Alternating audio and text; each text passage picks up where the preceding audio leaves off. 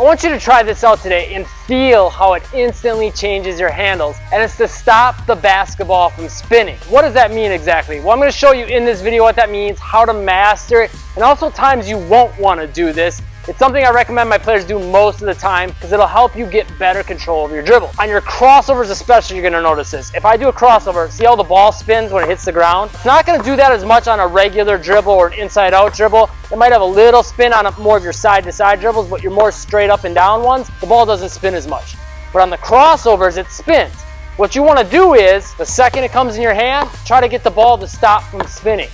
Now, why would you want to do this? If the ball's spinning in your hand, you can't really move the ball quickly, and if you do, it's not going to be very controlled. If it is controlled, it's because you have to take that split second now to quickly get that grip on the basketball, to get it in control, and then move it. That takes a little bit longer. Milliseconds matter in the game of basketball. So by working on not letting the basketball spin in your hands on each dribble, that'll improve everything you do with your hand. Hit that like button if that tip helped you. So to do this, you have to be able to get your hands nice and long and also get a nice strong grip on the basketball. Here's a quick drill you can do to get both of those. And it's kind of fun. All you're gonna do is take your thumbs and squeeze into the basketball so you're holding it with just your thumbs. From there, transfer to your pointer finger.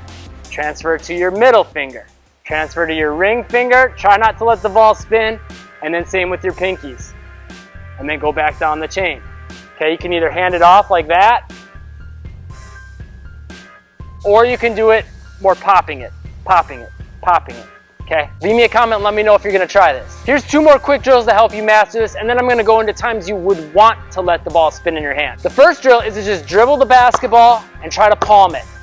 And as you can tell, the first one I couldn't. Sometimes I can, sometimes I can't. You might be a player that can't palm the basketball, period. But I still want you to try to palm it, okay? So you could start off by just holding the basketball with one hand under and trying to palm it for a little bit just to get that feel. Just 10 seconds to get the feel of where your hand should be positioned. And then try to do that same thing every time it comes in your hand, every dribble. And if you can palm it and get it to stay in that hand, beast mode. Of course, you'll want to do this with both hands, right?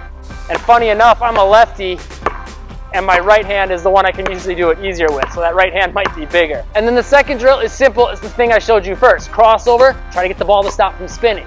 This is probably an easier variation. If you're not able to palm the basketball, it's a good way to still tell if you're getting that grip on the basketball. That palm position that I told you to work on, second the ball touches your hands, you want to try to do that with your fingers to get it to stop from spinning. Just so you guys know, this is probably going to be harder outside with an outdoor basketball. They typically won't grip as well unless your hands have a little bit of sweat, but not too much. Finally, when would you want to let the ball spin in your hands? Easy answer. Anytime you really need to cover some ground. Because a lot of times if you're getting that kind of a grip on the basketball, it can kind of kill how much it's floating, right? Unless you're actually palming the basketball, which is not legal, so don't do that.